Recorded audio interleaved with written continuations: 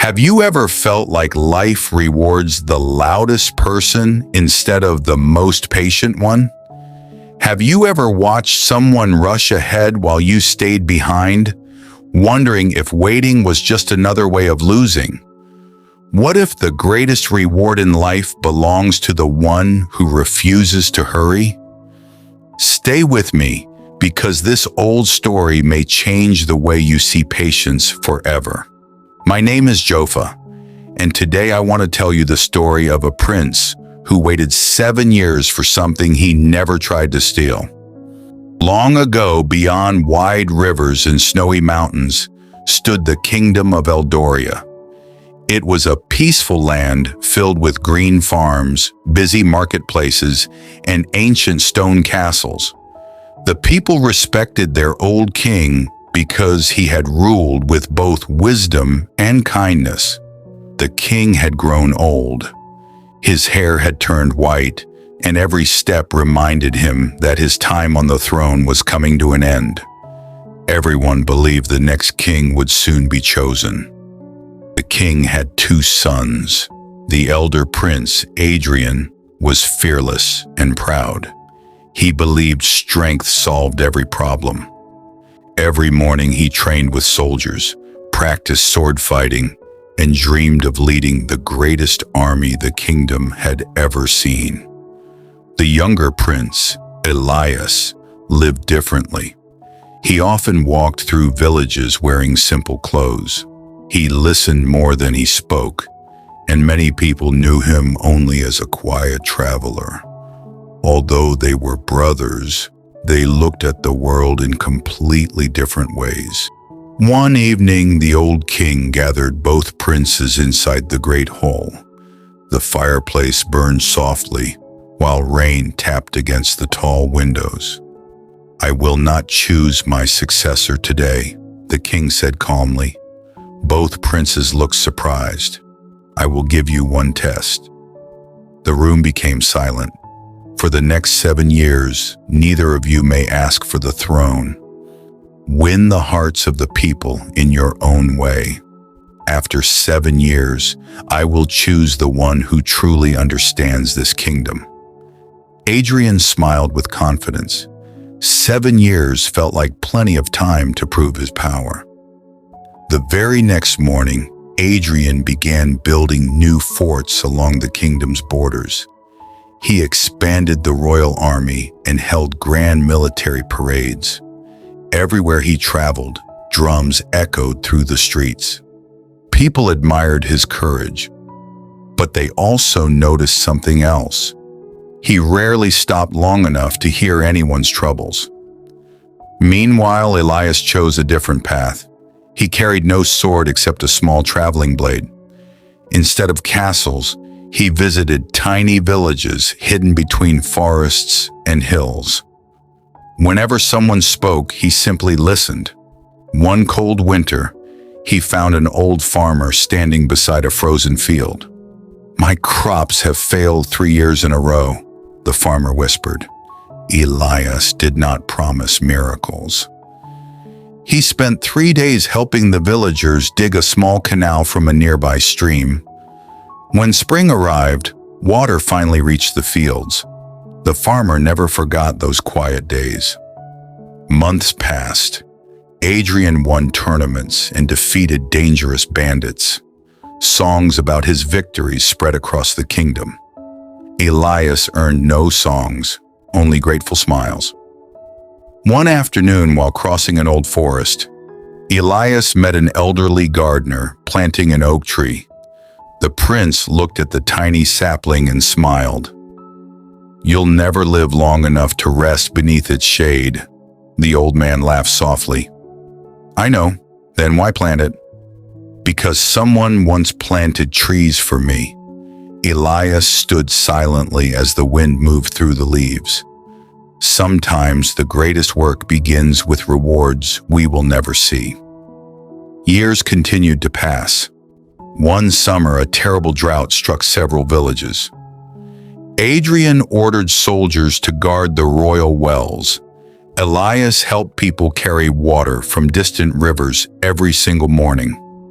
His hands became rough, his clothes became dusty, but no one in those villages felt abandoned. During the 4th year, Elias reached a mountain monastery while escaping heavy rain. An old monk welcomed him inside. The monk placed 2 clay bowls beneath a leaking roof. One bowl filled quickly because it stood directly under the leak. The other bowl collected water only drop by drop. By sunrise, both bowls were completely full. The monk smiled. Not everything valuable arrives quickly. Elias remembered these words. During the 5th year, a little girl approached him in the marketplace. "My father says waiting is for weak people." Elias looked toward a fisherman sitting quietly beside the river. "Watch him." They waited together. The fisherman ignored the rushing water. Minutes later, he gently pulled out the biggest fish anyone had caught that day. The little girl smiled. He wasn't slow. "No," Elias answered. "He simply knew when to move." As the 7th year approached, whispers filled the kingdom. Many believed Adrian would surely become king. His army was unmatched. His castles were magnificent. His victories were unforgettable. Even Elias sometimes questioned himself. One evening he climbed a lonely hill overlooking the kingdom. For the first time in years, doubt entered his heart. "What if kindness is never enough?" he whispered into the empty wind. An old shepherd sitting nearby quietly handed him a lantern. The flame inside barely moved despite the strong breeze. "Why doesn't it go out?" Elias asked. The shepherd pointed to the glass surrounding it. "The strongest light is protected by patience." Nothing more was said. The final month arrived. Then disaster struck. Without warning, the old king became seriously ill. Rumors spread faster than wildfire. Some nobles demanded an immediate coronation. Others wanted Adrian to seize control before neighboring kingdoms attacked. Fear divided the palace. Many expected Adrian to claim the throne immediately. Instead, the old king ordered one final challenge. Both princes were called before him. "My people are frightened," the king whispered weakly. "For 30 days, neither of you will wear a crown. Lead them without royal power. At the end, they will decide whose footsteps they trusted." Adrian acted quickly. He increased guards. He issued strict commands. He filled the streets with soldiers. Order returned, but smiles disappeared. Elias chose another path.